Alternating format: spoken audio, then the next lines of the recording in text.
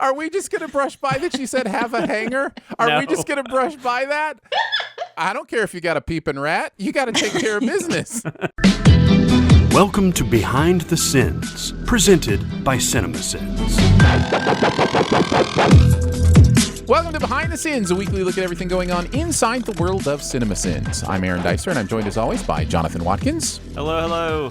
And Danae Hughes. Hi. We write for CinemaSins and TV Sins and do various other things inside the CinemaSins universe as well. I don't know why the funniest thing you've ever done is just say hi, but that just happened. Well, real quick on introductions, though, I do have to say, if none of you guys have listened to the Spiral mini-pod, even if you have no interest in the movie Spiral, just listen to the opening, because Aaron says the most depressing hello I have ever heard in my life. What did it sound like? He's kind of huddly hoes. It was a horror movie. I was trying something new. Leave me alone. He was trying something new, and it kind of came off just a little sad. It did. Perfect. It's the best thing ever. So yes, welcome to yet another BTS. We are excited to be with you today. It is interesting because this week I have been probably to more things outside my house than in the entire 14 months previous to this week. Like I had graduation, we had a band concert for one of my sons, like at the school where they, they're letting people in and doing that kind of thing. I've been out to eat a couple times. Vaccination life, man, it's good. And I'm really starting to feel like, and the numbers continue to take a dive. Like, man, it's exciting times. Yeah. And again, anything can happen, fingers crossed, but this last week was really interesting and fun for that. I think, this past week I was just sick, so I didn't get to go anywhere. But well, sorry about that. No, it's all good. It's totally worth it.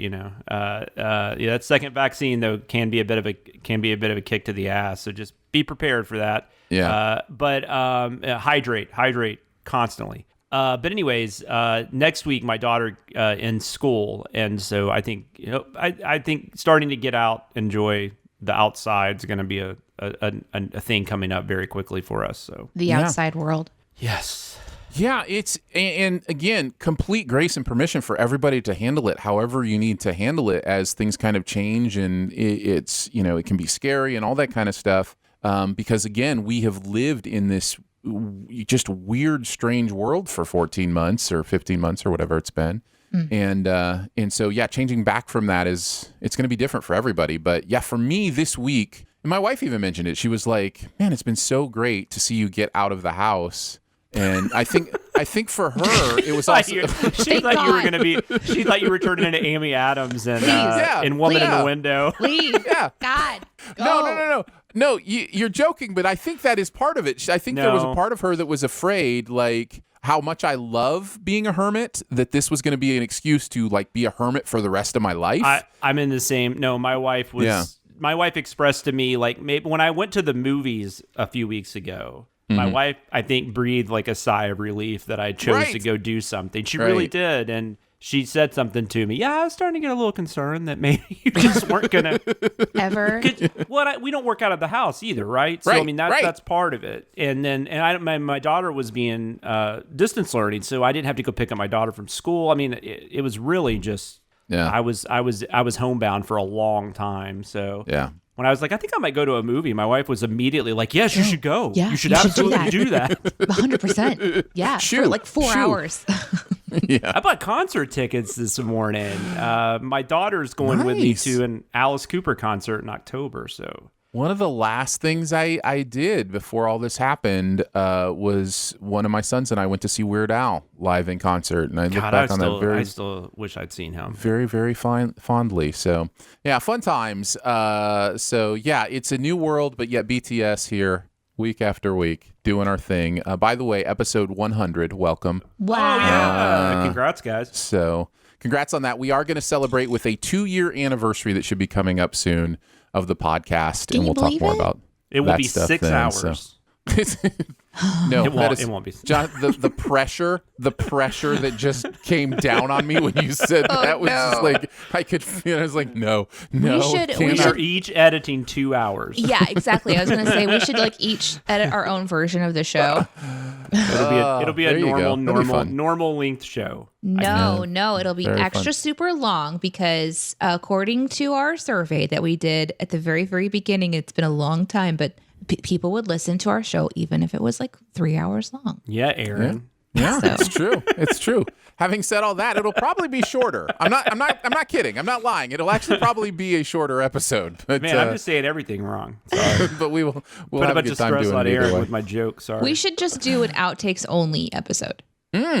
Would that make them outtakes, or would they then be intakes? I mean, as like a little, we recap our, talk about our favorite things, recap our moments, reflect, and it's just all us just in our shenanigans, completely outtakes. Full shenanigans. I like it. Well, that's not what we're doing this week. So let's get into the SinSide Scoop. What's he building in there? Pay no attention to that man behind the curtain. This is a true story. We're going to take a look at the videos from the week, the process of sinning them, how we felt about the stuff we're sinning in general. We kick it off with commercial sins. Big green egg. Can I just say, didn't know this was a thing. Never didn't had either. heard about it before in Really? my life. Had Never. no clue what this was. To be fair, I don't grill, so Right, me either. I know very little about grills. It's not a skill I have. Like I have tried. I just don't have the skill. I'm a stovetop kind of guy. So We decided to get a new grill. We bought a grill 4 years ago. No. We bought my dad a grill 4 years ago, and he gave us the one that it was replacing.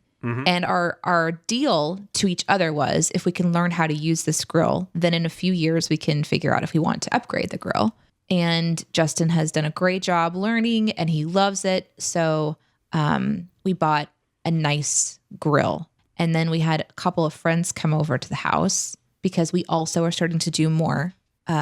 He's like they're very particular. They like nice things. And I forgot that he works for a place that sells these green egg things. Like he actually, oh, no.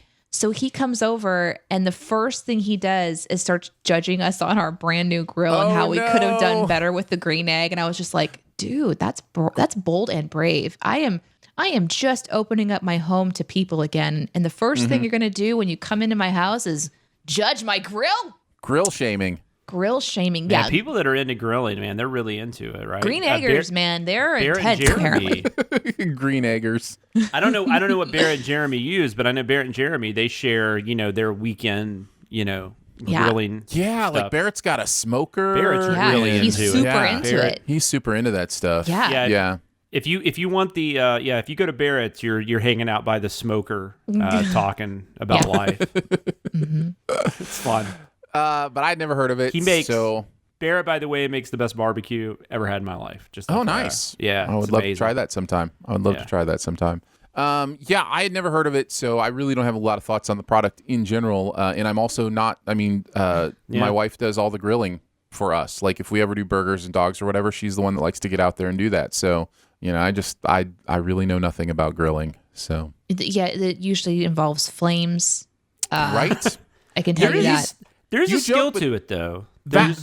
That is the thing. Like, there's an element of danger there that Oh, yeah. I think I stay away from. This is why we did not grill. The grill that we had previous, the igniter button was broken on it. And so you had to turn on the propane and then take a lighter, wait for the kind of propane to sort of build up in the atmosphere and then hit it and then it would light. Yeah. And my husband is terrified of this, like that particular part, because he's afraid, of course, everything's going to blow up, Yeah.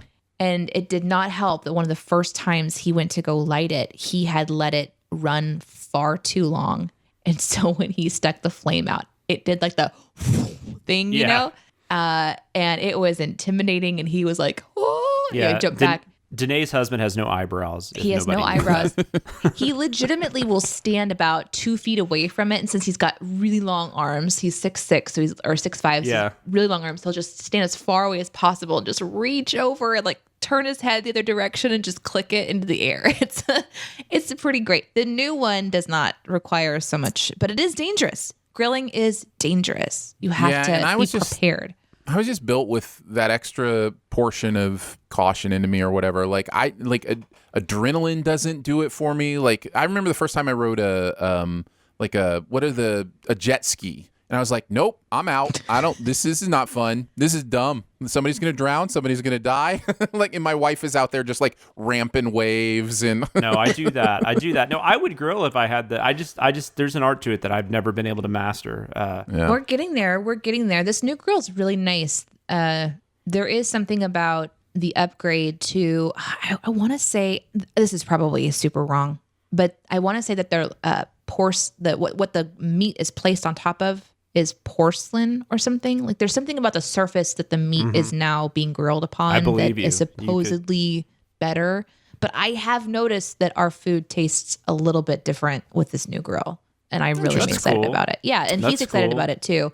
I do want to point out that someone in the chat said taste the meat, not the heat. And I really loved that a lot. So I'm going to have to take that one to Justin. So Aaron, you've never been a motorcycle guy? You've never ridden motorcycles or anything like that? I wish they didn't exist. Do you think Jonathan knows about my motorcycle riding days? Oh yeah, I grew up on them. I got my first motorcycle when I was 8 years old. That's cool. Yeah. Wow. Yeah. Well then, we won't talk about my experience. I have uncles that race dirt bikes, and I don't ride them anymore. My wife's terrified of them, so I don't ride them anymore. My mother used to ride a Harley. She quit doing that a few years ago when my stepfather got sick. But Yeah, I just see death. That's just all. Like I just like that. Whatever it is that is in me. Like then you shouldn't ride them. Yes, exactly. Let's get into it a little bit. By the way, Jeremy wrote this one. This was a Jeremy Scott script for the Big Green Egg. Danae, why don't you kick us off? What are some of your favorite sins from this one? My favorite sin was the "you don't know what I'm dying, bitches." It's my favorite one. I liked this one a lot, but that one made me laugh. Yeah, this was really funny. I liked so it's an Instapot. Yeah, that one. Those are the two I had. So. Really? Nice. Well, there you go. We are the same person. We are. You don't know when I'm dying, do you? Do you? Do you? All right, then we can move on to TV sins. Doing another episode of The Big Bang Theory, The Friendship Algorithm. This was a Hughes Watkins script. Jonathan and Danae writing on this one. As is per usual with Big Bang theories. Yeah. You two have kind of been the go-to on those. Yeah. I've seen the show. I'm the only one that's actually watched like the entire series or the majority of it. I think I've seen every episode.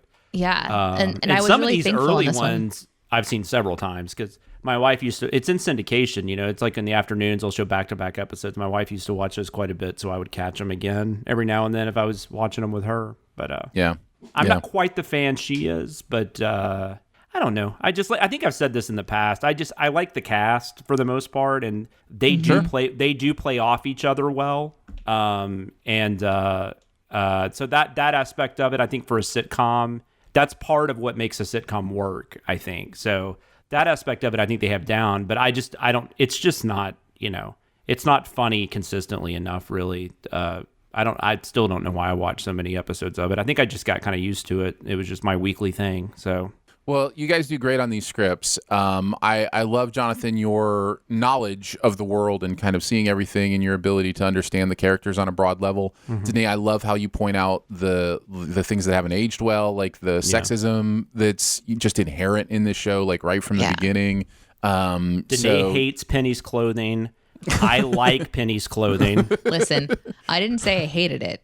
I do she didn't enjoy say she hate looking at it. I didn't say I hated her clothing. No, it's just everybody else is all like doll, like they have like jacket. Yeah. And that's something I've actually noticed in every episode is that the guys wear like 4 shirts. They have an undershirt, then they have a t-shirt, then they have a long sleeve shirt, then they have a t-shirt over that or a jacket. It's incredible. In California, by the way. They're in California. Really?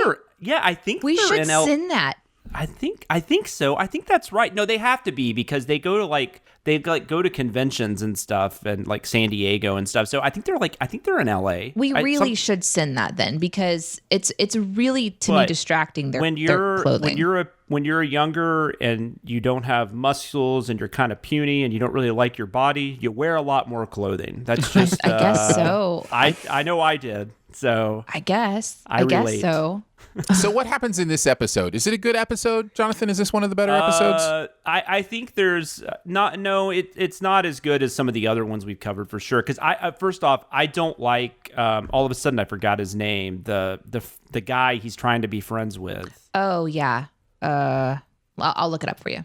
He's got but he's got like this we didn't even really talk about it, but he's got this ridiculous lisp. Not that people don't have lisp, but like the way they play it in the show, it's just kind of obnoxious and it's kind of insensitive, I would say.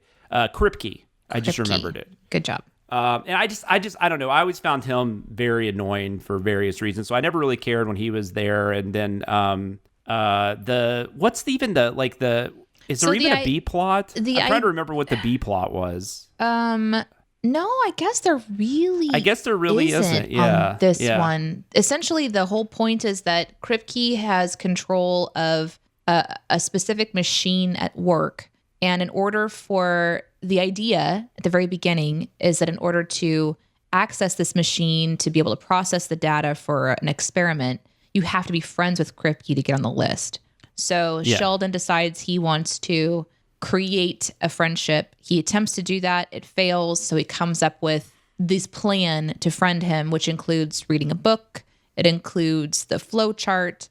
And then, of course, the shenanigans of going to places with Kripke and then inviting him back to the house and him interacting with the people and having the end of it, which is the revelation at the end is that you don't have to be friends with Kripke at all. There's just a list you have to get on. And so that's whenever he's immediately booted back out of the friendship group. Yeah, and it's just, I don't know, the humor is just not there for me. The one scene I do find kind of funny, though, even though we definitely sent it because it's cringy, but I just love Sheldon, or who's that? It's Jim Parsons. Jim Parsons. Mm-hmm. I like Jim Parsons, how he plays that scene in the bookstore with the little girl, because it's just, he has no idea that what he's doing is inappropriate at all. And it's not like it gets like real creepy or anything, but it's just, he's like, you can be my new friend and all that stuff. So that's like the one scene that like I genuinely laugh at, but the rest of the show, but it's a fan favorite, so right. I'm an idiot, I guess. No. That's what I was going to say. It sounds like one of those things where the episode has a bunch of like things that fans remember. Yeah. It's like, I remember the flow chart, or I remember that scene with the girl, or I remember that, like, and so, he also passes it has a high out rating while he's climbing. God, and that part, I think, is probably a surprising moment when he has a panic attack and he says, I'm going to pass out. And then just like, I love ragdolls backwards. I love how you send the asshole standing at the bottom just looking up at him and not helping him at all.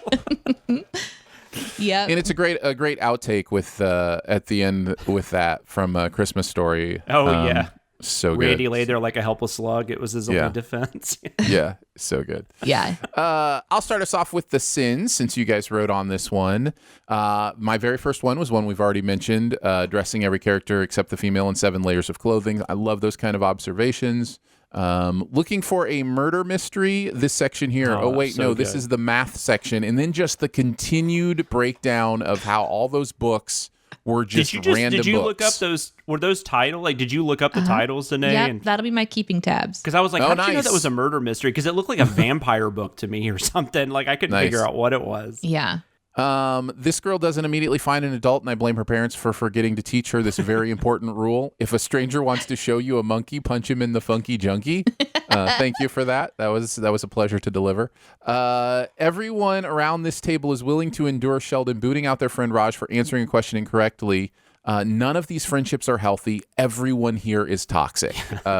Loved that very much. And I also like that the comments like back that up. Like, thank you. I've been saying that for years. Yeah.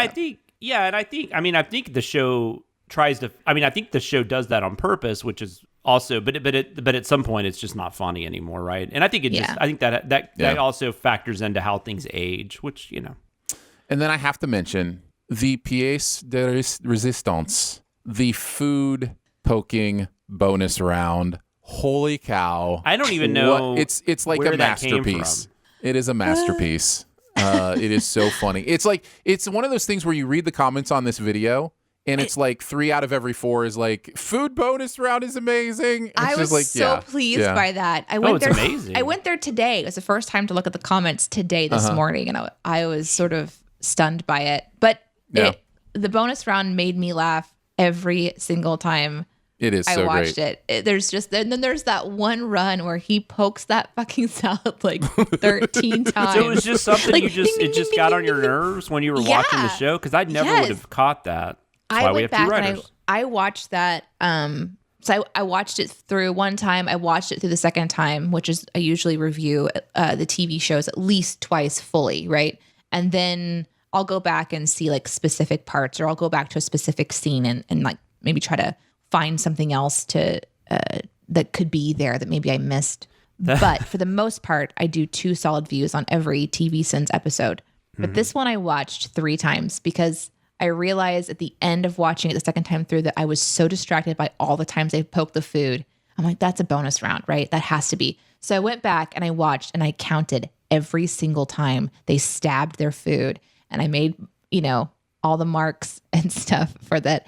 And I wrote up for the editors, I'm like, this is kind of the vision that I have. I would love it to be every time it's poked, there's like a little +1 that just pops out of their food. And it was a beast for them to do. I applaud Ashley. Thank you for bringing that to life because it is one of the best things I think I've ever done. In fact, It's really good. I mean, food in this show is insane because there's so many scenes with them just sitting around the couch eating, or they're at the cafeteria at work eating. Like it's kind of amazing. I mean, they must have serious exercise regimes because I don't know how else they stay in the shape Well, they're they don't in. eat. They just poke their food. They just That's the poke whole it. thing. That's true. But it's also like that acting 101 thing, right? Like, what are you doing with your hands? Yeah. You got to do something with your hands. And it's like, that's all they do. And it's like, it was great. It was a great thing to notice. And I'm glad you did. The editor sent us a sample of it. Mm-hmm. That was the first time I've ever seen that. I was confused as to what was going on. Yeah. Because it was going to take so long for them to put together. She did the first scene of them sitting at the table, and it was like, let's just make sure this is what you want. And I was like, oh, it's so good. Oh, yeah, because if she had done all of that, and then you were like, beautiful. If she had done all of that, though, and then you were like, that's not what I wanted. I know. She would have it would have killed been us. awful. I would have been murdered.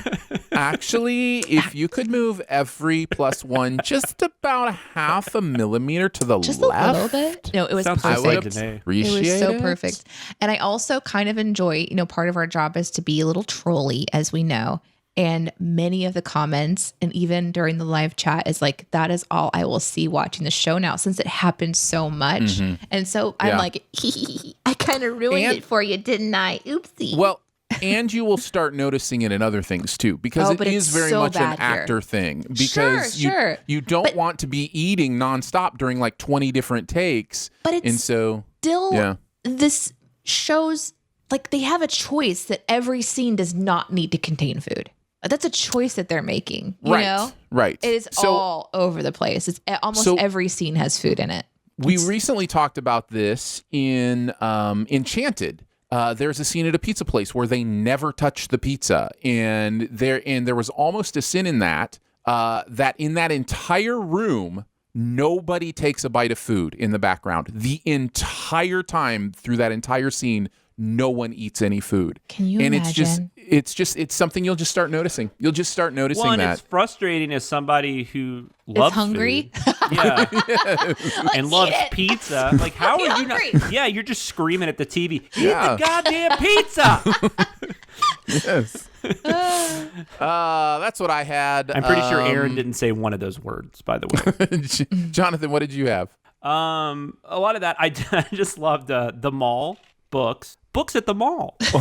Yeah. I love the thing where God, I'm like blanking on every character's name, but Raj? where not Raj, the other one, Howard, where Howard is talking about like how he's so excited he might not be Sheldon's friend anymore, and then he realizes that he still is. Like, and you then have Danae a wrote choice. stop going to Sheldon's house, stop answering the phone, or just whistle, apparently.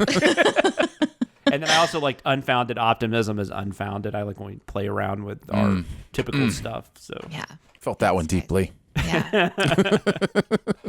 Tanae, what about you? You guys did a great job on those. The only one that we didn't mention is I really enjoyed the flowchart ones too. Just how ridiculous the flowchart was when you really start to break it down. I was kind of hoping that maybe it would be really solid because of the show and how particular they are, but it was very confusing, and I'm glad that there was something in there to send because it was a central part of their plot. And whenever we can send something that's a central part of the plot, then we're in good shape. All right, let's move on to SpongeBob SquarePants, who lives in a pineapple and is always on TV sins. SpongeBob SquarePants is the answer. Bubblestand. This was a Dicer Hughes script. Danae and I writing on this one. Man, I believe you. We're doing a sponge run.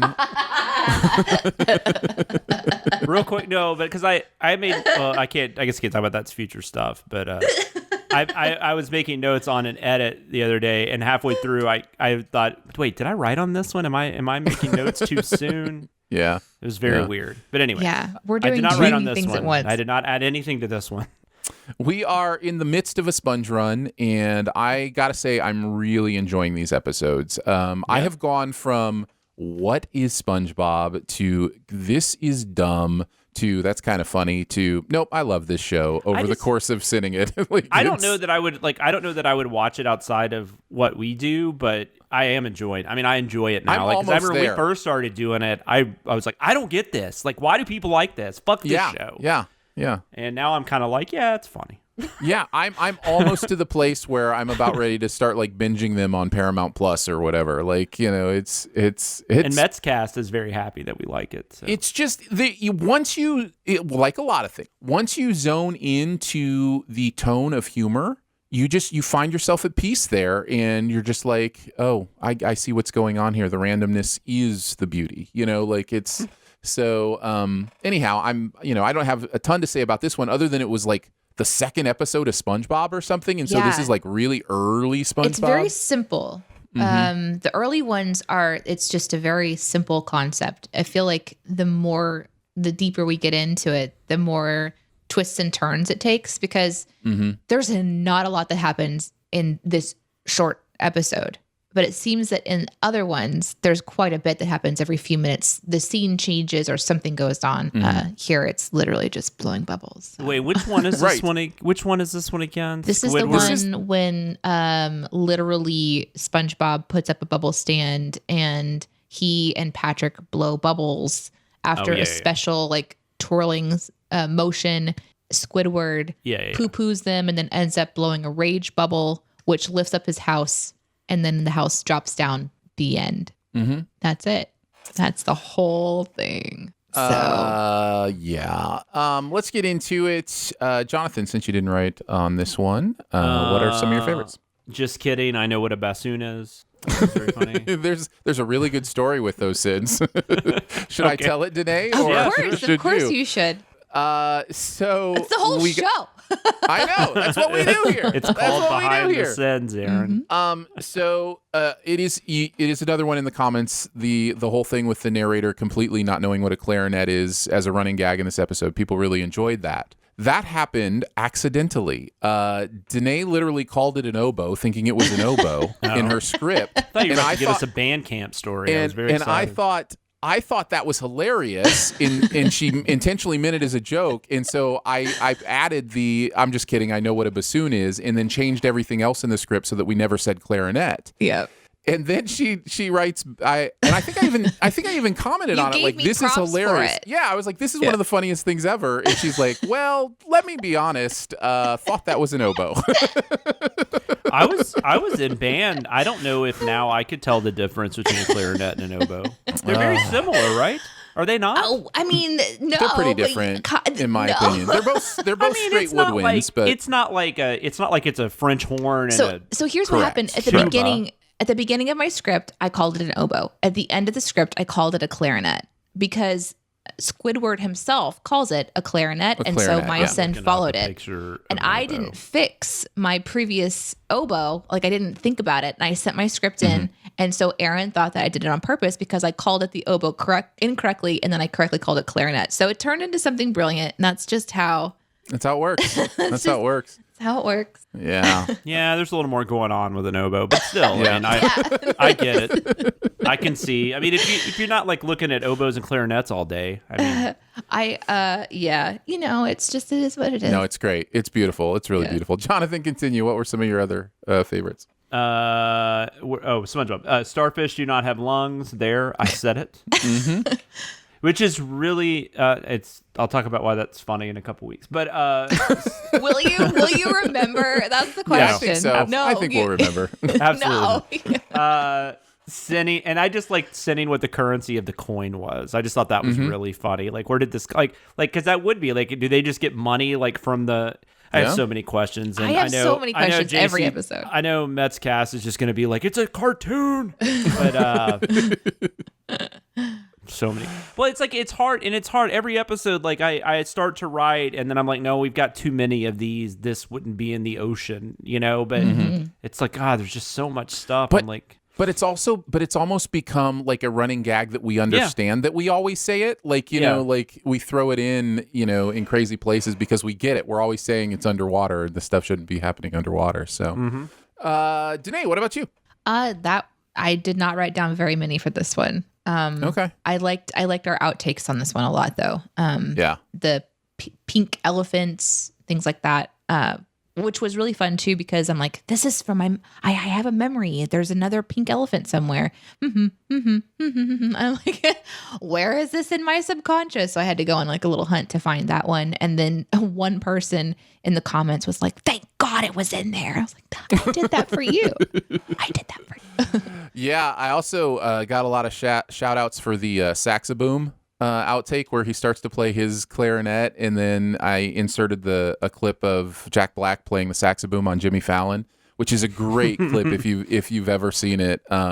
Watching Jack Black play this kid's instrument like it's a rock and roll to end all rock and roll. It's just Jack the best. Black is the best. I don't think we appreciate really him is, enough. He's so man. good. Like he's so good. He makes some movies that aren't that great, but he's just, as a person, like he has to be just like the most fun person to hang out with. Like he can't not be fun. I was researching an outtake for something and stumbled upon just a random scene from the Pick of Destiny movie.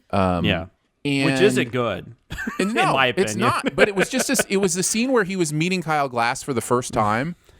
And I was dying. Jack Black is so good in that scene. I wonder. I haven't seen that since it came out. I wonder if I rewatched it, if I would be like, there might be some things in there that I find funny. Or I just remember at the time I was kind of disappointed because I was such a Tenacious D fan, and I was just like, what was that? Oh, it's so funny. It's so School funny. School of Rock is one of my all-time favorite comedies. He's amazing. Let's see. You mentioned most of mine. I did want to mention That's Not Art, That's Just Annoying, and then setting it by just saying NFTs. I was glad to get an NFT sent in there. And then the only other one I wanted to mention, just because it's a really beautiful pun that is hard to appreciate because it's not a common word. But when he blows the bubble, when he makes a lot of noise and blows the bubble, and then it just like drops. And the sin is eructile dysfunction. Eructing is another name for like burping or making noises with your mouth. And so like it was one of those perfect kind of like puns that nobody's going to get because nobody uses the word eruct. No. So yeah. Nor do we use masticate, but it makes for great jokes. It does. All right, we can move into music video sins. Olivia Rodrigo, Deja Vu. Jonathan, a lot of Olivia Rodrigo going on at your house, right? Mm-hmm. Oh, are you talking about what my daughter said? Yeah. Is that what you're talking? Yeah, my daughter is a huge Olivia Rodrigo fan. And I don't remember how she found out we were doing this. I think her and my wife were listening to. That's what it was. They got home the other day, and my wife was just texting me like, "Hey, we're still in the car listening to a song." I was like, "Okay." And then they came in a few minutes later, and they were listening to this song, the Deja Vu. And then I was like, oh, that's what, I just reviewed an edit of that today. We're sending that this week. And then my daughter got really mad. She was like, what? What? How can you do that? And then of course I blamed Barrett, because I had nothing to do with it. And she then said Uncle Barrett is mean. And she walked off. She's a little upset, but she had a smile on her face, so I think she's okay. She gets it. But this is the first time I've ever actually seen her like be a little irritated that we were sending something specific. So, anyways, fun times. But no, she loves her. Yeah, I hear a lot of Olivia Rodrigo at our house. Yes, this song is fine. If I go into my my classic overthinking of the lyrics and such, it's a really unhealthy outlook. This idea of holding on to past relationships in a way that make you obsessed or focused on the person from your past relationship. It's also a natural thing. So like, I'm not like denying that it's something worth exploring or singing about. But the movie never really, or the movie, the song never really finds its way out of that. So in really, you are one step away from a real problem when you're in that mindset. Like you are one step away from, actual stalking and prison and all that kind of stuff and murder. Murder. But I think it's okay. I think it's good. I think the song itself is, it's fine. She's great. She seems like she's got talent. She was on Saturday Night Live here recently too. So I saw her last week. I think. Yeah. Cause she was on the Keegan Michael Key episode or whatever. Is that right? Mm-hmm. I think so. Anyway, it doesn't matter. Yes. But no, it's fine. I'm with you. I think I agree with you 100%. Danae, did you have any thoughts on the song itself? Nah. Yeah. Okay. Well, we can get into the sins on it then. Barrett writing this one. Danae, why don't you start us off on those then? What were some of your favorites? Yep, that was a good one. Yep, I like that one. I really enjoyed the sin about that led to this cheeseburger is great, but I already had one with my ex. Yeah, that was my favorite. The point, just pointing out how stupid it would be that you can't repeat things with your next person and how impossible that would be. But just going to cheeseburger and how the delivery of that one was my most favorite on this one. Yeah. Mm-hmm. Oh, yeah, that was the best too. Barrett, hey, this cheeseburger is great. I don't know what that voice was, but it was. It was like he was eating the cheeseburger as he was saying the sin, and it was really funny. The edit because I was laughing so hard. It was almost very Patrick from SpongeBob. Yeah, actually, there's a little bit of that there. What about you, Jonathan? Is Olivia editing this video footage now? I have to say she's putting a lot of effort into this stalking. I thought was.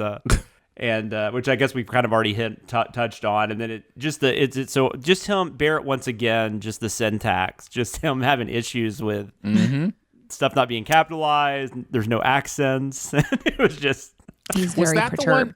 I can't remember if that's the one. I had this one written down to say this, but the yes, I'm yelling at a cloud part. That was really the same made me one. laugh. Was and that he gave it like one? 31 cents or whatever it was. Yeah. The only other thing I had to mention was the shower curtain argument, and I love it when a Sins video will have like just actual real life practical advice in it, and this is one of those moments where it's like, guys, don't leave your shower curtain open. That's how mildew forms. You have to close the shower curtain so that it can dry out and not form mildew. And yeah, I mean, that is a legit conversation my wife and I have had, about because I'm somebody who likes the shower curtain open because I get scared that somebody's hiding behind it. That's adorable. No, you're not. We have ours closed. Well, we have a walk-in shower in our main bathroom, but if I use the guest bathroom, I always check the shower before I sit down. That's crazy. Isn't that weird? No, I have the same thing. That's so interesting. We've seen Psycho too many times, I guess. That's probably that wouldn't be the same thing, though. He wasn't actually in the shower, but anyway. The answer, of course, is a clear shower curtain that you can then leave closed. But, okay, so let me just be very clear. Clear curtain. I don't check the curtain, but I do know where objects in my house are that I could use to defend myself. Fair enough. For me, I am prepared if there is something that's going to happen. I know where within arm's reach I have weaponry. I think it has to do with being in a vulnerable position too, right? Because I mean, you're not. Yes. Yeah, I mean, you're not. ready to defend yourself, I guess. What, in the shower? No, using the bathroom. Using the bathroom. It doesn't matter. Once your life is threatened, you don't care if you've got a hanger. You're just getting up and you're just taking care of business. You're going to defend yourself. Rational. Yeah. There's nothing rational about it. I'm just saying what goes through my head. Are we just going to brush by that she said have a hanger? Are we just going to brush by that? No, well, at first, I thought she meant, like, I was confused. 'Cause I thought she was talking about coat hangers. No, I was like, wait, no, you can use like, it as a weapon. You have a I'm just coat saying. hanger to attack. I don't care if you got a peeping rat. You got to take care of business. You just use it to your advantage. No one wants shit in their eye. Just smear it on their face, Oh, mercy. I don't care if the turtle's head's only halfway out. You got to do stuff sometimes. I do want to say, though, Jonathan, I know that that's a trigger for you, so I'm not saying that you... I don't care. yeah. I started it. Okay. That's true. That's fair.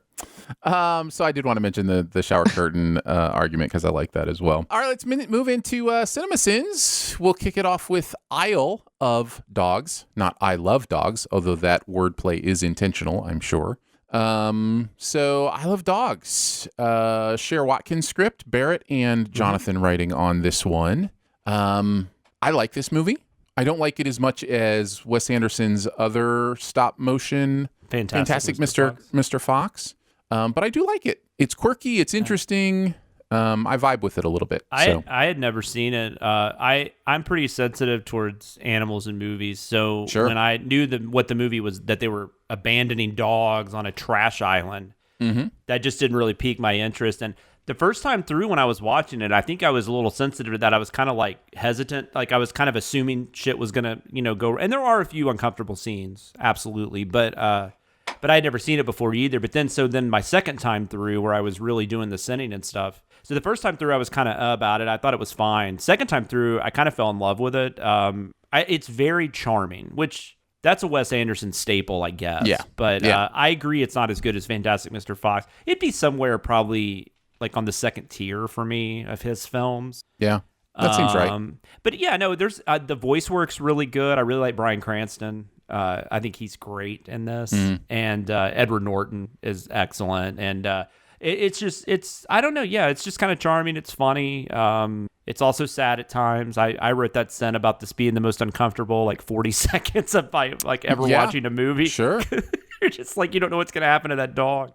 And I think there's something Wes Anderson does with not just his stop motion. He does this with his human characters as well, where the words he puts in their mouth are so almost understated and downplayed, and it just works. There's something about it that's both a little bit funny, but also a little bit there's a little bit of pathos to it as well.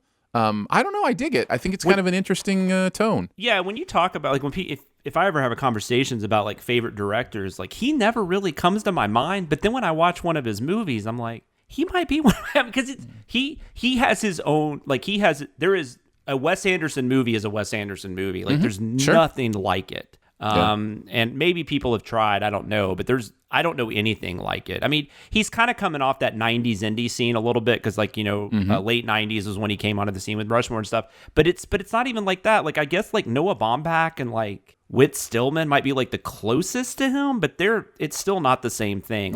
He writes characters and you're saying, understated. It's real casual. It's really calm. It's just no one gets upset. In a Wes Anderson movie, it's just it's the weirdest vibe, and when it works, it's amazing. It's like listening to a Jack Johnson song for 2.5 hours. It's crazy. Yeah, the movies of his that I love, but I also hate some of his movies as well. Some of his movies I just can't. I can't deal with. They don't work for me. Life Aquatic. There's definitely when they don't work, it's bad, but when they do work, it's awesome. Did you end up watching the video, Danae? I know I kind of gave you a slight warning about it. Yeah, I did end up watching it. I kind of went in a little bit prepared thinking, because you had said that there was some, just some dog sensitive stuff. And since I have a sensitivity to animal situations, I appreciated the heads up. But yeah, I just kind of put it on the background and sort of listened to the sins rather than watching it to see if, but it really changed my sins experience when I did that because I missed a lot of context. Yeah. I think the style of movie will always be something that intrigues me because it's different and seems special. It's abnormal, and there's a care that goes into it that I think I really appreciate it because of the time consumption that it takes to put something together that looks like this. And I would be tempted to watch it, but I don't know. Do you guys think I would like this one? It seemed, I don't know. It just seemed like it was kind of weirdly paced. It is really hard to say. I think I don't know that you would. There's no like violent to dogs, right? Like there's nothing like there's a dog fight, but there's nothing like there's not humans like hurting dogs. Right. It's more just the neglect of them. Yeah. Interestingly enough, it almost treats dogs more human in the way you would see humans treated in a movie, like aware that humans die. Well, dogs die too, or aware that humans do this. Well, dogs do this. Like it really treats them almost as human beings, which comes with a lot of different avenues. However, I think the style might be a little abstract for you. Like I think you might get bored. I'm not sure. It seemed a little bit boring to me. That's what I'm wondering. I'm wondering if it might be boring. I can absolutely I can understand if people find him boring. I mean, and like what Aaron was talking about, his bad movies, that is part of the problem. Yeah. But that might be right. But as far as the subject matter, I mean, there's a few moments where it's kind of like, oh, this is a little weird. I mean, I'm a little, getting upset, but then it ends up being okay. Live chat is dead on when they say Fantastic Mr. Fox may be a better place to start if you want to try. I think Fantastic Mr. Fox you might enjoy that. And if you don't enjoy that, you won't enjoy Isle of Dogs. But if you enjoy Fantastic Mr. Fox, that kind of gives you kind of that inroad to understanding what Wes Anderson movies are like. And it's stop motion, and it's cute, and it deals with animals, and that's up there like my favorite because that was in the aughts, right? That's up there with one of my favorite movies of the aughts. It might actually be I don't know. I love Royal Tenenbaums. I love Royal Tenenbaums, but that Fantastic Mr. Fox might be his best movie. I don't know. It's close. I don't know that she would like it, but you could almost watch Fantastic Mr. Fox with Iris. Like it's really simple that way. And through that one too. Okay. I think she'd be fine. My daughter watched it probably around her age, and I don't think she really cared for it. But it didn't. There was nothing that bothered her. It wasn't like Zootopia, which apparently is like a horror movie to her. But and like Jonathan said, Wes Anderson has this thing. I think we both were talking about this. Wes Anderson does this thing where the characters are always so easygoing. So like nobody's like angry. Like you said, anger is one of her triggers. Like there's very little angry people faces. Mm-hmm. Everybody calmly talks about things that are happening, and the swear words in the movie are all the word cuss. So it's just just stuff like that. It's really cute. He's like aloe, man. He's super soothing. Like it is. It's just you get like in this like I said. It's like I'm not a huge Jack Johnson fan, but that's just what popped in my head. But it's like listening to that type of music where you're just kind of like, yeah. Like it's just real mellow. Oh, yeah, that's nice. All right, let's get into the sins. Today, you want to kick us off? Sure. The scientific method of sorting serum by color was a fun one for me. That was funny. I liked the one that says because this is how you get ants. I mean, how you get your documents wet. Yeah. Which just a kind of shift in how that one was delivered. And then the beautiful sushi ruined by doggy bags and tape.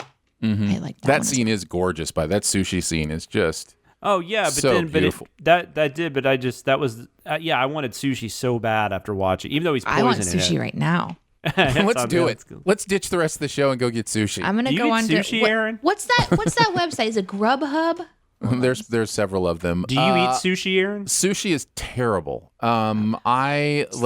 I found one sushi roll that I could stand. Maybe California roll. Is that a thing? Yes. That's a pretty that's just one super basic. Yeah, which yeah. makes Then sense that's for the you. one. Then that is the one. My wife likes she'll eat a California roll, but she won't. Yeah.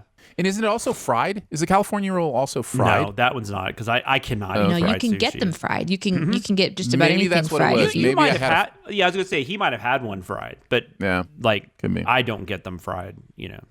There are some sushis that are specifically deep fried, like they'll have tempura shrimp on them and stuff like that. Yeah. For the most part, no. Sushi is not an Aaron thing. There's way too many weird flavors in there. Yeah, my wife loves sauces teriyaki chicken though, so she'll go to a sushi place with me and she'll just get teriyaki chicken. Nice.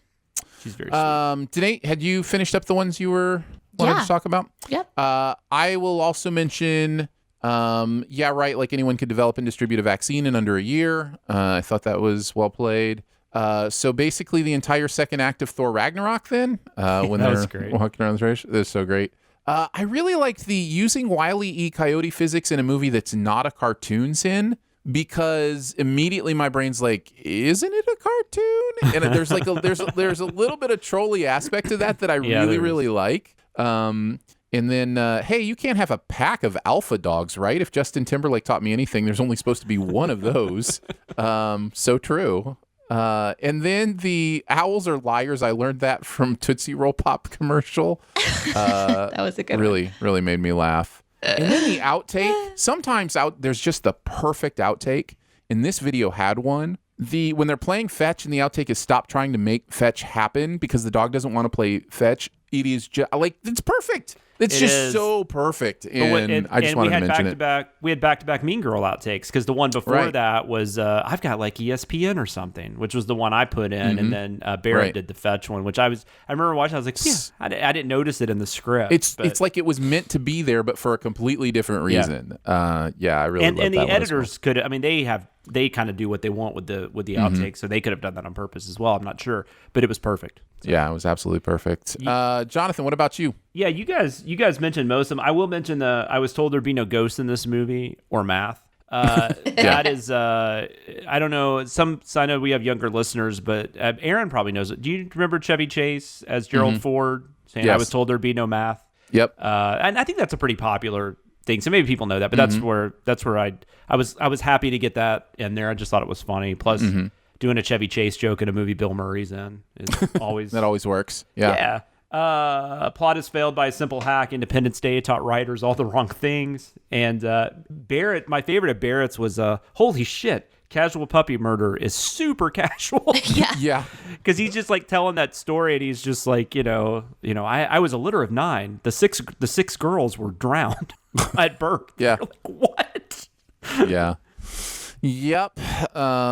Good stuff. Great it was an interesting movie to send too. It wasn't hard, but it was just, I don't know. It was kind of fun in a weird way, because it was just not the type of movie I've ever seen before. So yeah. Speaking of movies that aren't hard to sin at all, let's move on to Prince Caspian, the second of the new. Mine, it seemed. Yeah, the second of the Lion, the Witch, and the Wardrobe modern trilogy.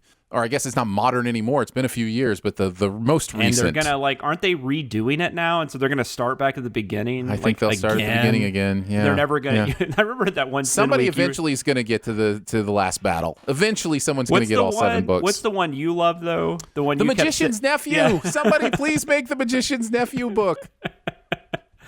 You could even make it first. It's a prequel.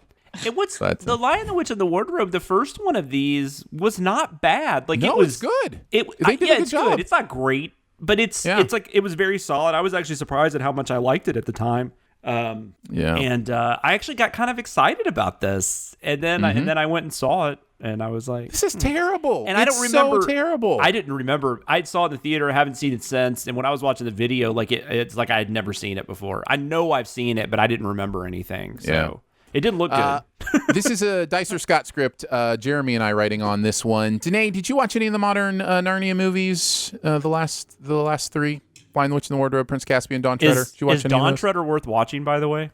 I haven't seen it. It's better than this one. Oh, okay. It honestly is better than this one, but I mean, at that point, well, and they had like a lot less money, I think, and because it was a different studio. I can't remember. There was something about it. I'm sorry, Danae. I didn't mean to interrupt. I saw the first one of this new kind of reiteration. So, and this is a series I enjoy. I read the books with my mom when I was little, and then I think was there an animated one? I can't remember what There is an animated one. There's also a BBC series where they did the movies that I used to watch when I was a kid. Nephew? No, they got the silver chair though. They're the only one so far that got the silver chair.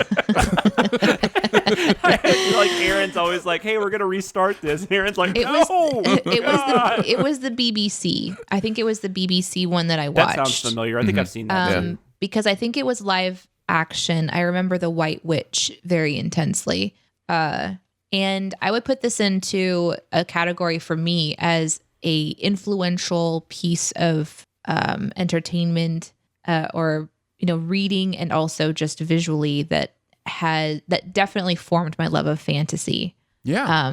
And of course there's like the aspect of like religion or God that kind of plays through this story.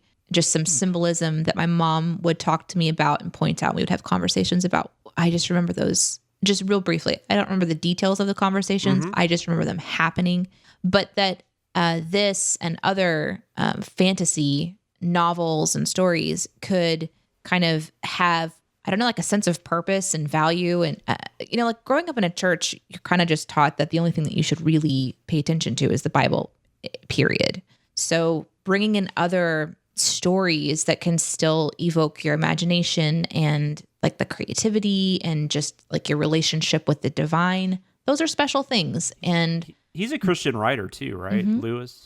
So is Tolkien. So is Tolkien. Yeah. But I mean, I would say that they, like, if I wrote a book, I don't know that I would write a Christian book. I might be a Christian that wrote a book. Oh no, I understand. You know what I mean? So I think that's how I interpret the stories of Lewis. But isn't this the reason I asked that though? Because isn't The Lion, the Witch, and the Wardrobe considered kind of an allegory though to it? Man, if you research that stuff, it's so interesting. It is so obviously an allegory when you read it, and then you read what C.S. Lewis says, and he's like, "Nope, that's not what I was intending to do." And it's like, you liar. How did you not intend that? Yeah, but maybe because I read the books when I was a kid, but I did the same things too. Like there's some stuff in my campaign for Dungeons and Dragons where like one of my players would say, "Oh, you clearly ripped this off from this story." Like, no, actually I didn't, but I can see how it's in your brain somewhere and it kind of pops out. Yeah. Anyhow.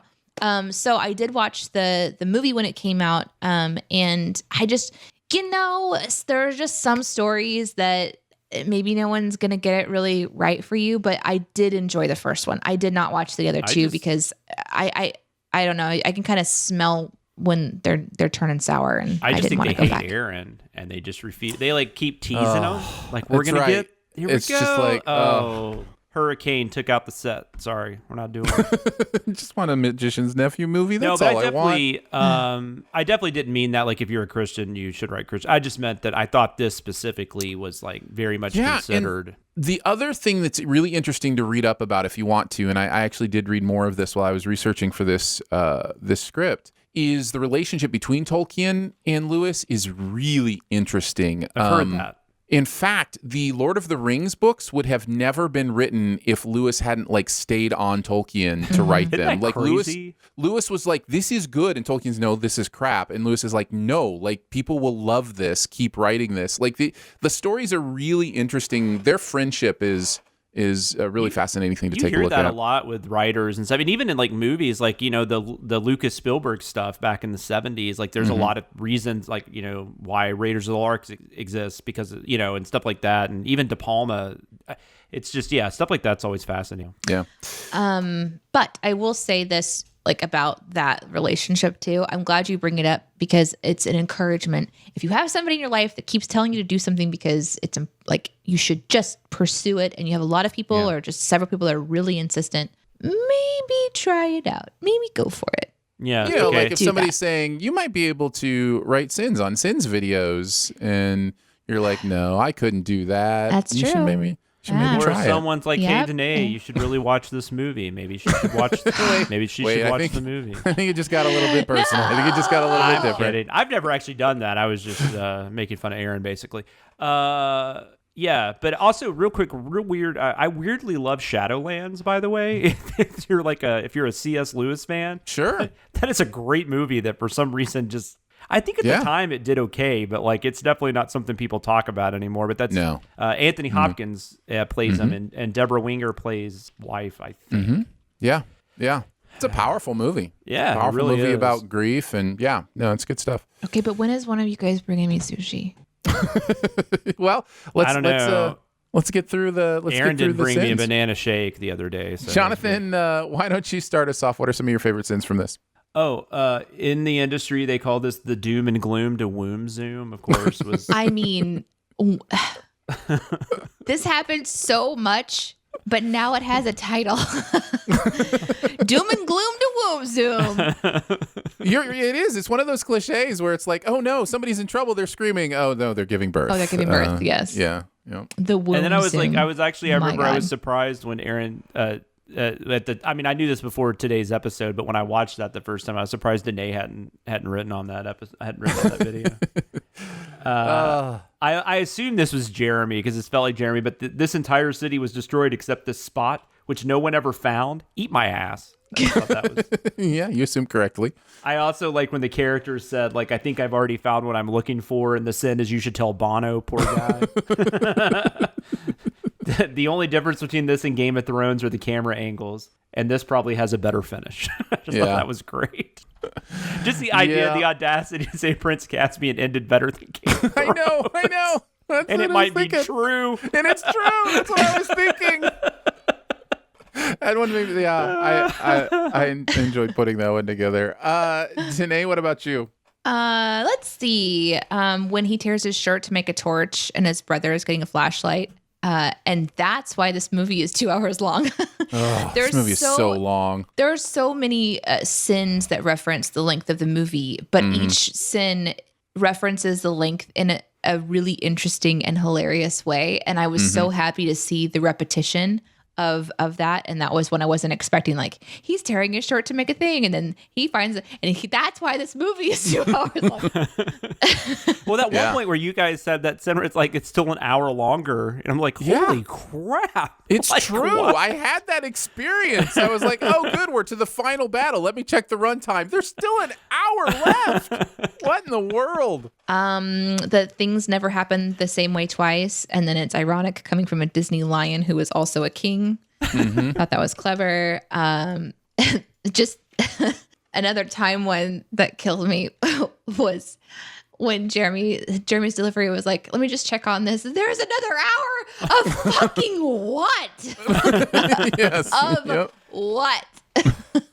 And then the Zelda outtake really cracked me up. Yeah, you have to, anytime somebody gets loot from a chest, I mean, you got to go with the Zelda, I'll take. I'd also mention 9 armed guards at the execution, 2 guys with pointy sticks by the city exit. Yeah, makes sense.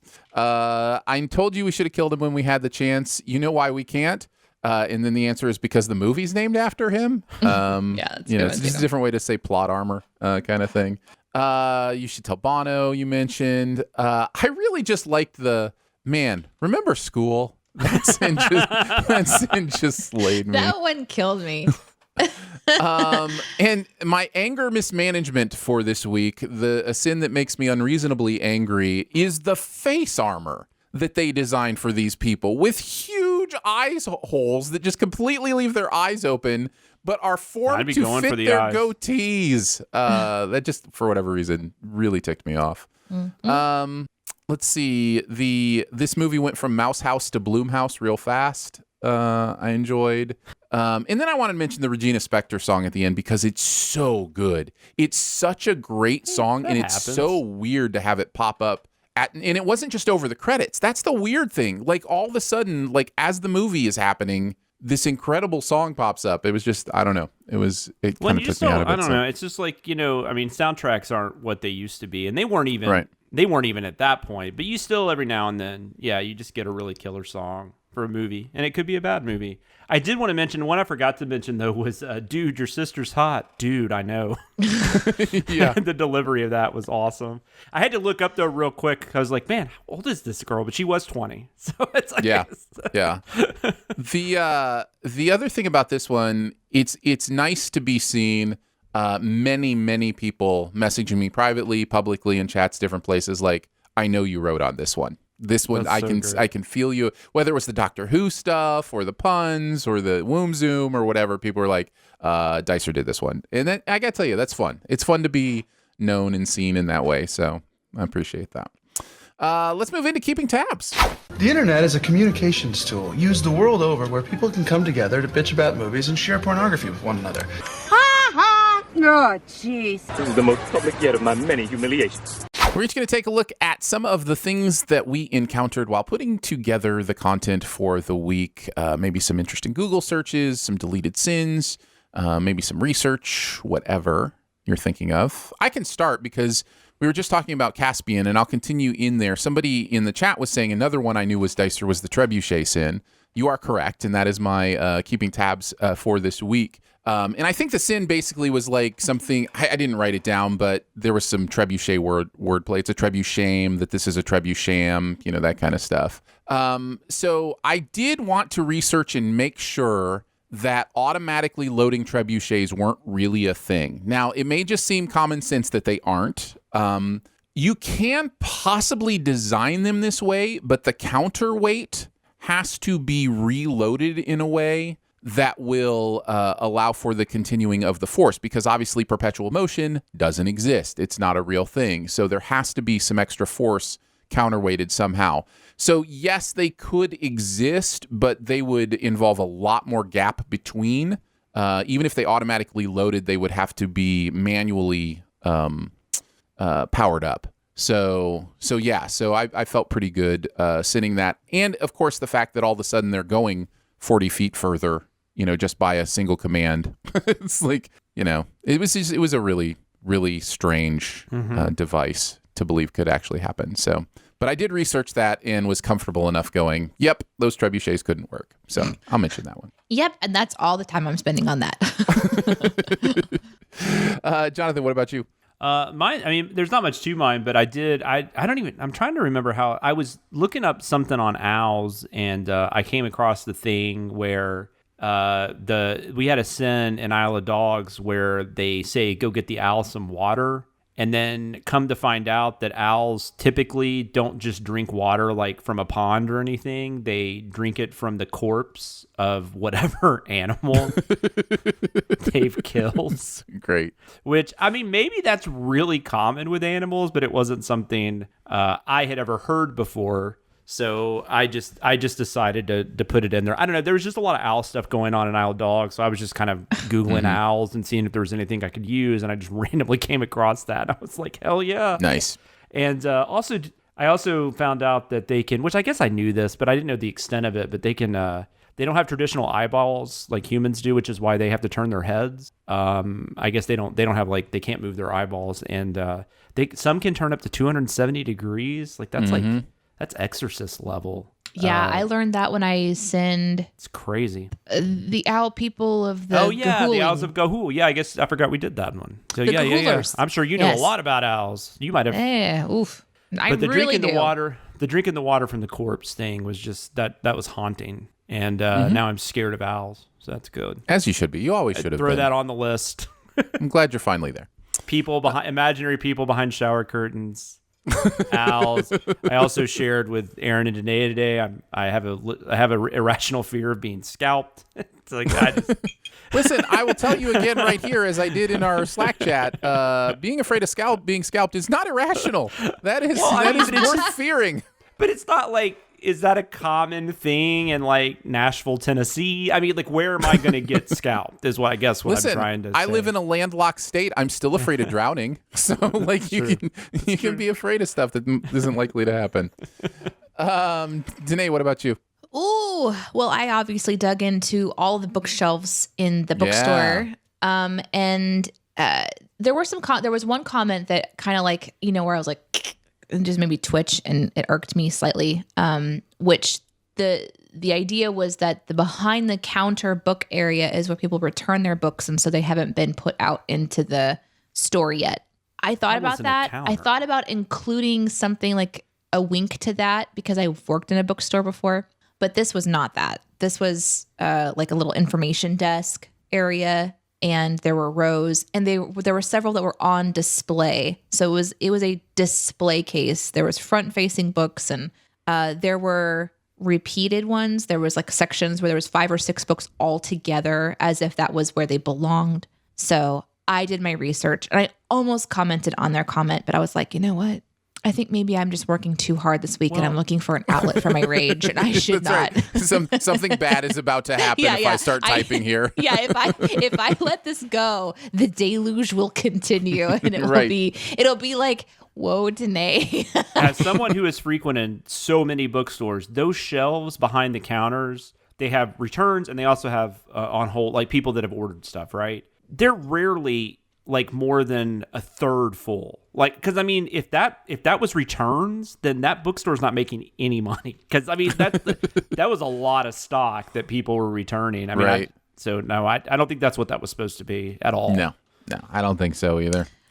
So just to kind of give a little bit, there was Nostradamus and its prophecies. There was the Depression Workbook. There was the Internal World and External Reality Object Relations Theory applied by Otto Kenberg. There was also A Man and His Symbols, the Diet Principle, The Train Robber's Daughter, The Melodramatic Life of Eva Evans from 1876 to 1970, and The Cooperative Dream, which was a history of the Kauai colony in California. It's a rich history of their of course of you ordered that book, right?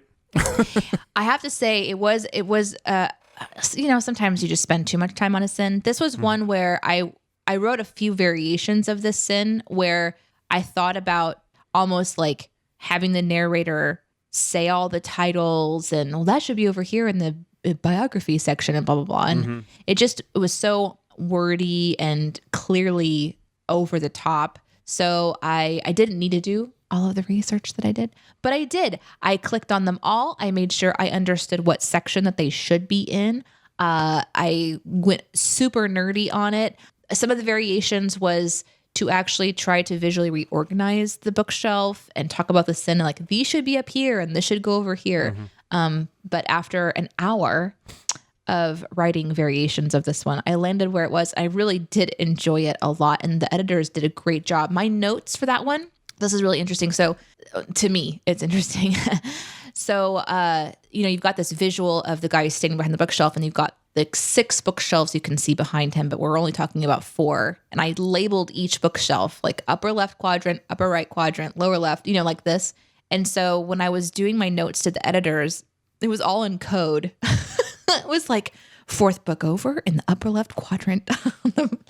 The title of the book is this, blah, blah, blah. And like, so it was really intricate. Nice. And I thought I had kind of maybe overdone it, but they nailed it. So it was a neat moment as a writer talking to an editor to kind of go, hey, you literally delivered exactly what I wanted in my mind. And I communicated well enough to you that there was no fixes or anything on it. There wasn't any, it was actually this book, or it was over here. It was literally the very first time we saw it. It was perfect. And that happens when you kind of learn how to communicate. And that was a kind of a cool moment for me, actually, as a writer to the editors. They really did a good job on that edit. Well done. All right, let's move into the comment section. I want to know what you're thinking. I appreciate your honesty. You're a real straight shooter.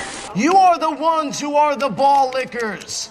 We're each going to take a look at a comment from the various places that people comment at, whether it be the YouTube videos, the Discord channel, anywhere that you can leave a comment. Whether it be the YouTube or the Twitter. So, Danae, why don't you kick us off? What's your comment for the comment section this week? Mine comes from Bobby Phillips, who on SpongeBob says, quoting the sin of, "What? Do you live under a rock?" And then the comment is all in caps as Bobby screams, "How have I never gotten that joke before in over 20 years of SpongeBob?" And I really enjoyed that.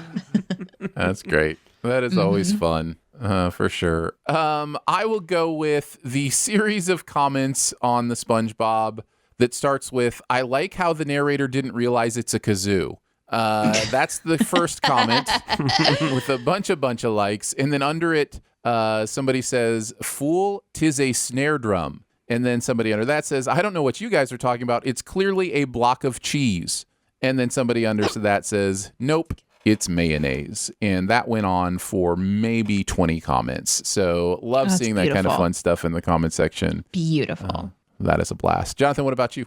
I actually got, we were shared a video last week. I was talking about like just, I guess raising my daughter and, not being, not getting the whole, like, you need to have a shotgun, ready for when your daughter starts dating. And then Jennifer Kittle, one of our listeners at JSDK1229, shared a video with us of Harry Connick Jr. on the Ellen DeGeneres show, talking about this exact topic, because he has 3 daughters, I think, and 2 of them, they're older now because this was like 5 or 6 years ago, but at the time, I think they were like 12, 17, and 18. So Ellen DeGeneres was asking about the 17 and 18-year-olds, and then he kind of, in a side note, just said, I have a lot of friends that, say the whole thing about, like, do you have a shotgun ready? And he gave this really awesome explanation as to why that's such bullshit and why that's a terrible way to think about it. I mean, it's a terrible, but it's kind of a, he said kind of an, I don't know, antiquated way of thinking about it. And it's almost kind of insulting, the idea that your daughters aren't able to find the right person, that kind of thing, or find someone that's good enough for them. And he talked about how it's all, part of it has to do with how you raise them, right? That you've got to help them with that, get that self-esteem, and, to where they can seek out people that match with them better. And then he was like, you don't need the damn shotgun. It's really awesome, like 45 seconds or something. Yeah. And I was really happy that Jennifer shared that, because that's exactly what I was trying to say, and I couldn't figure out how to say it. And so Harry Connick Jr. and I are simpatico. And if you want to check that out, if you go to YouTube, you can just search like Harry Connick Jr. on his daughter's dating, I think is what it's called. But it's like 56 seconds in or something is what the timestamp is. But it's yeah. So I really appreciated that, because that was really cool to see somebody else thinking the same thing, and especially being somebody as cool as Harry Connick Jr., who most of you might know from Copycat, where. Not Independence Day, Copycat. We're going with Copycat instead of Independence Day. Musical career, his mini albums. Yeah, I knew we weren't going with the obvious, but what does he say in Copycat though? What is it? The squirrel? I don't know.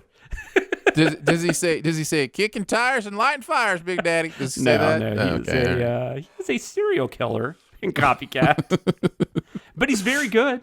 He is very good. I love Harry Connick Jr. Yeah, I love Harry Connick Jr. in so many ways. I think he's so an awesome talented. Father.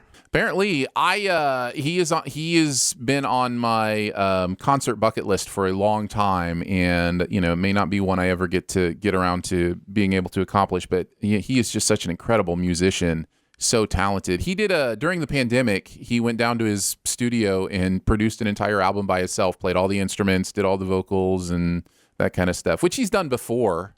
He's had other albums where he plays every instrument on the album. But he's just such a talented dude, and doesn't age. I swear to God, that dude doesn't age, because he's been around forever and he just looks the same. It's like, how do you do this? My favorite all-time American Idol judge as well.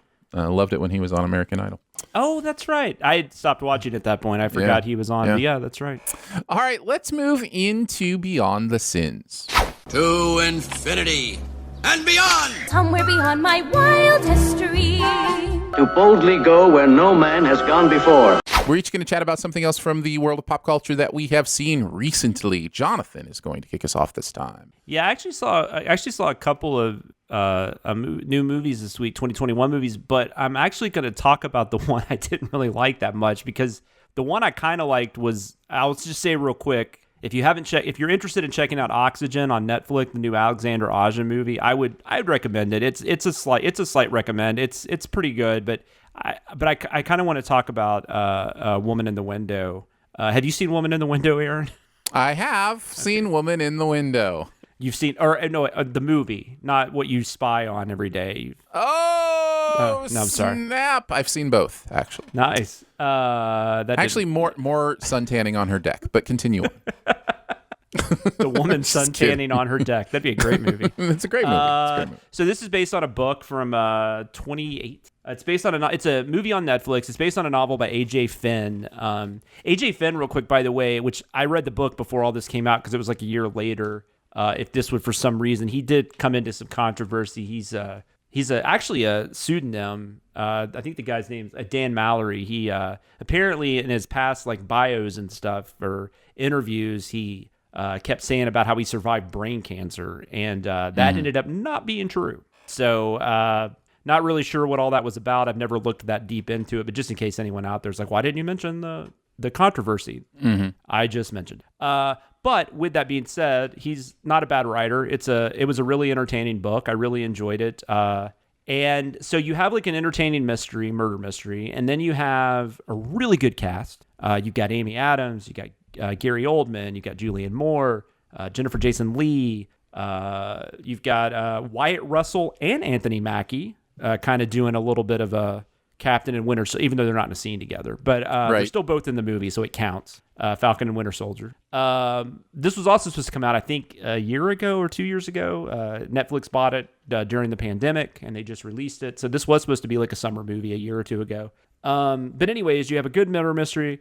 You have a good cast. I don't know how you bungle this, but my God, this movie is not good. I didn't hate it, but it's not very good. I think part of the problem, too, is with that being said, it's a good cast. One of the actors that was cast was, sorry, I can't remember. Fred Hetchinger. I think that's how you say his last name. He plays the son of Gary Oldman and Jennifer. Gary Oldman. He plays the son of Gary Oldman, who lives across the street. They're new neighbors, and I think he was just miscast. I don't know. He's not very effective in the role. He's been in other movies where he's been fine, but there was something really off about his performance in this, and it's kind of an important role. So that was a problem. I also thought maybe Joe Wright just isn't my director. I have this problem with a lot of his movies. I wasn't a fan of what was the one with Keira Knightley, and it was like a period piece, also kind of a mystery. It was I don't remember. It was Atonement. Which I know was a really popular movie. Might have even been nominated for Best Picture. Wasn't a huge fan of that. Wasn't a huge fan of Darkest Hour. And so maybe that's it. But I don't think he's very good at directing a thriller, or at least he needs. At least maybe this he wasn't. I don't know. Maybe he'll get there. But this movie, and so it's not. I don't think it's very suspenseful. It's kind of weird the way they do the suspense scenes. It's also just really odd what they do with some of the characters. Like the cops are just assholes to her. Like right out of the gate.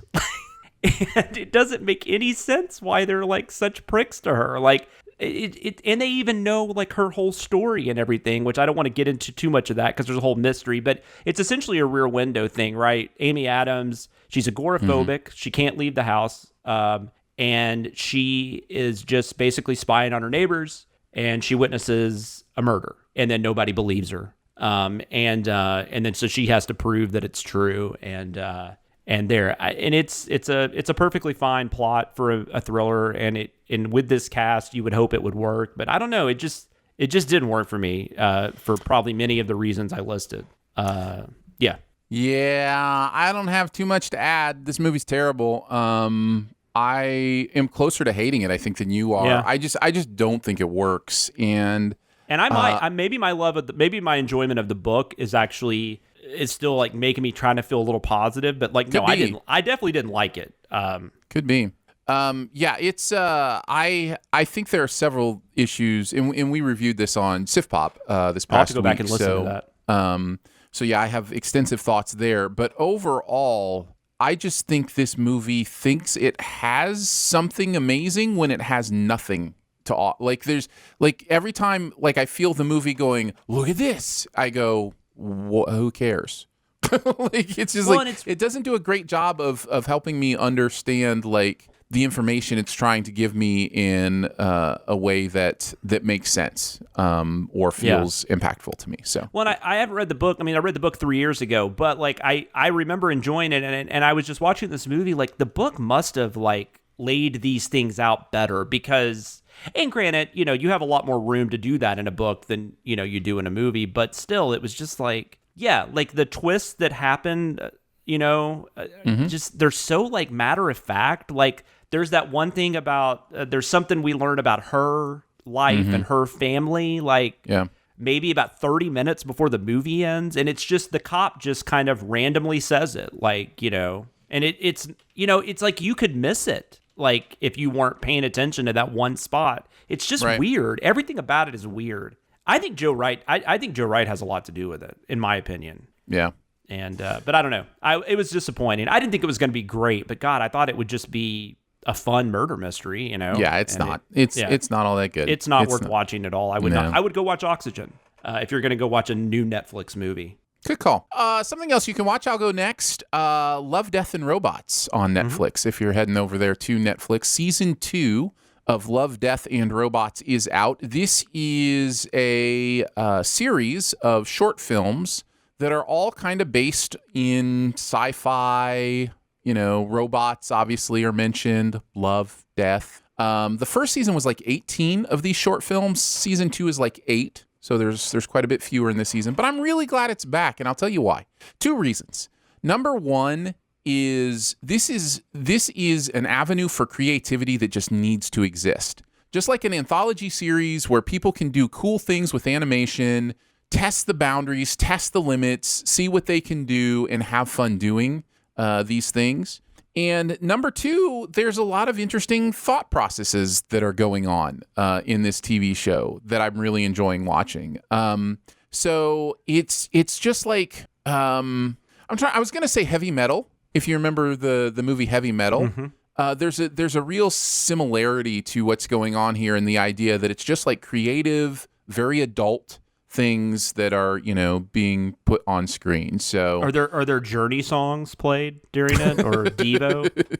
Possibly, quite possibly. Amazing. That would be amazing. Heavy metal. I will also say that some of the realistic computer generated animation that's going on in some of these short films is blowing my mind. We are so close to getting over the uncanny valley. We're really close to where it'll be almost indistinguishable to tell. There is a completely computer generated film in this one that why does his name just slip my mind? Creed. The guy who played Creed, Michael B. Jordan. Thank you. Is that his name? Yes, I believe so. That sounds weird. Is that? I know. That's why I hate how brains work I'm sometimes. thinking like Michael Jordan. Did I say that wrong? No. It is Michael B. Jordan. Yes. It is. So he is in one of these, and I swear it's just Michael B. Jordan acting. But it's all computer generated of him. So yeah, I'm really impressed by what's going on here, and as a technical achievement alone, I think this is worth watching. But yeah, I think it's also kind of like Saturday Night Live, like in that, like if you don't like something, there's something else coming, you know, within a few minutes, and you might enjoy that. So it's like even if some of them don't quite hit for me, there'll be one that'll come and I'll be like, oh, that was amazing. So season 1 is better. Season 2 is still worthwhile, I think. So if you haven't checked out Love, Death, and Robots on Netflix at all, again, just to mention it, very adult concepts, very adult things happening. In these, there's violence, there's gore, there's sex, there's, you know, not stuff you're used to seeing in animated stuff most of the time. But just want to make sure you know that is there. And it's called Love, Death, and Robots. Nice. Danae, finish us off. What is your behind the sins this week? This might be a little repeat for those that listen to Aaron and I's Monday morning show, The Morning DNA, on Twitch or YouTube's.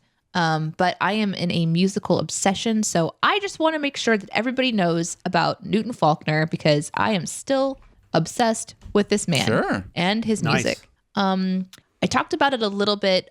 And his ginger beard. On our other show, so I'm going to try not to be too repetitive for those that listen to both shows. I will say that this week and last week, you know, in recent history, we've been doing a lot with our jobs, and the stress level has been really, really high. And I kind of forgot how amazing music can be to change your mood. Yeah. I listen to a lot of podcasts. I listen to a lot of audio shows, but I have just gotten out of the habit of listening to music. And there have been several times this week where I have needed to have life from somewhere. Like, you know, you kind of like look around. I go to my phone. I go look at memes. Nothing makes me laugh. You know, it's like I just need something to feed my soul right now. And I've just told Google to play Newton Falkner, and I am telling you, every single song for me right now is just like, oh, that was nice. Oh, that was unique. Oh, that had a good beat. Oh, that lyric was impactful. And I haven't found an artist that I've been quite this obsessed about in a very long time. So again, his name is Newton Falkner, and I highly recommend that you put on his tunes immediately. And then I also found one that is an amazing troll song. It is both an amazing song in and of itself, and it is also a song that you want to share with people because you just want to hear them react to it. And it is called Down by the Lake by Dean Summerwind. Is that right? Mm-hmm. Let me look it up. That is correct. Parked Out by the Lake. Parked Out by the Lake. Yes. Yeah. So this is a song by Dean Summerwind, Parked by the Lake. So funny. You can read the full lyrics, but I recommend you don't. I recommend you just listen to it and let the lyrics wash over you. I don't usually like country music, but this one got me.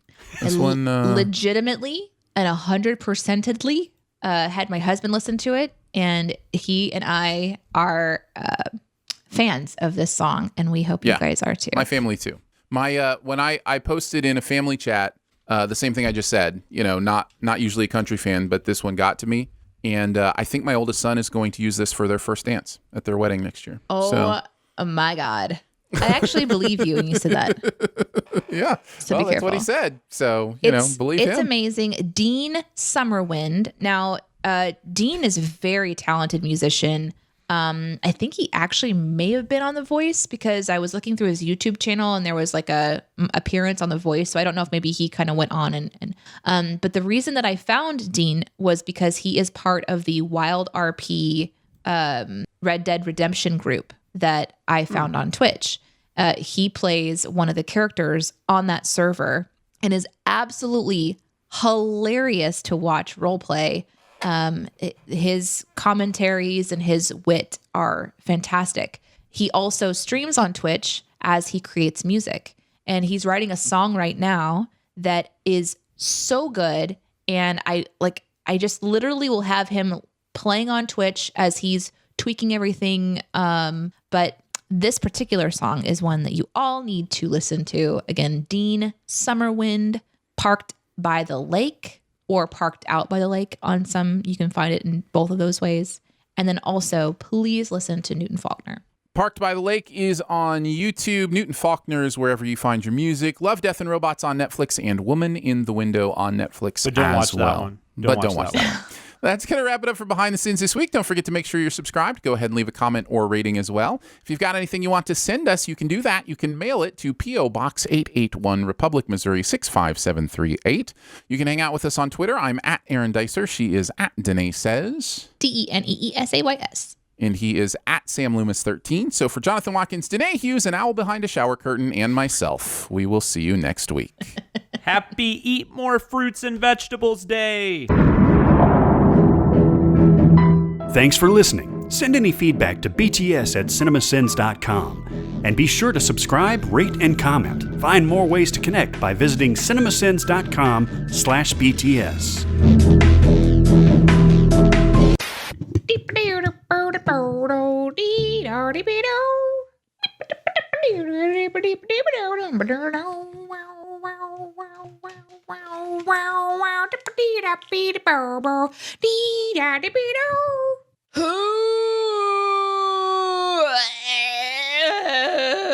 Here we go. Oh, I probably should have gone to the bathroom first. That would be smart. Oh, I also need to check my levels. Fuck.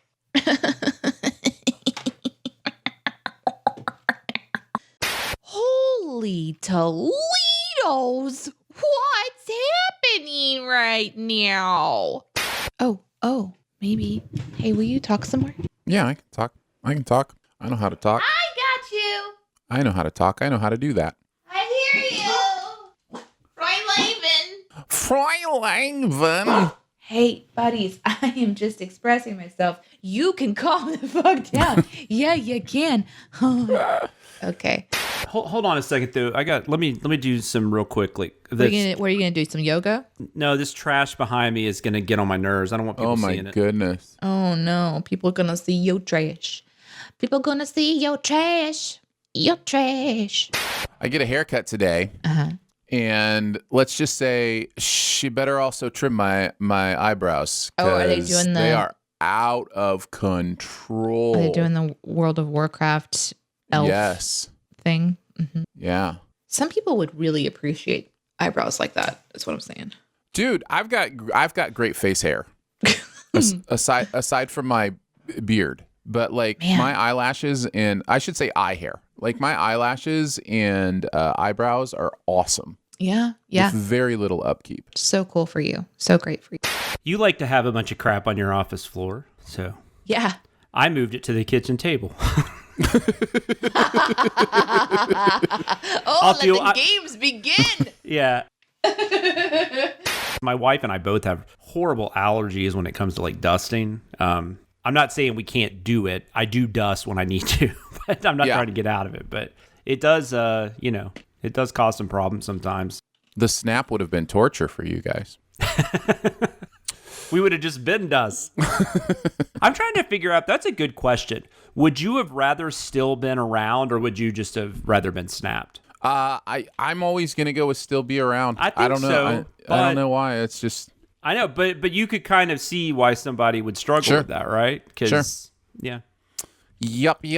Kind of like if there was a zombie apocalypse. If there was a zombie apocalypse, I'm dying pretty quickly anyway, but yeah, I'll stick it out as long as I can. Even though, as we've said in the Walking Dead sins, that would be the dumbest thing ever. Like, that would get taken care of so quickly. Yeah. Although I will say, after this past year and seeing how... Yeah, but at the same time, you can't use this past year because we also created and distributed a vaccine within a year. You know what I mean? Like, I know, that's true. So it's kind of got both sides to it where it's like, yeah, humans are stupid, but also we can also do amazing things. But we also might have tails in a year. I don't know. I mean, that's what I hear. So that'd be awesome.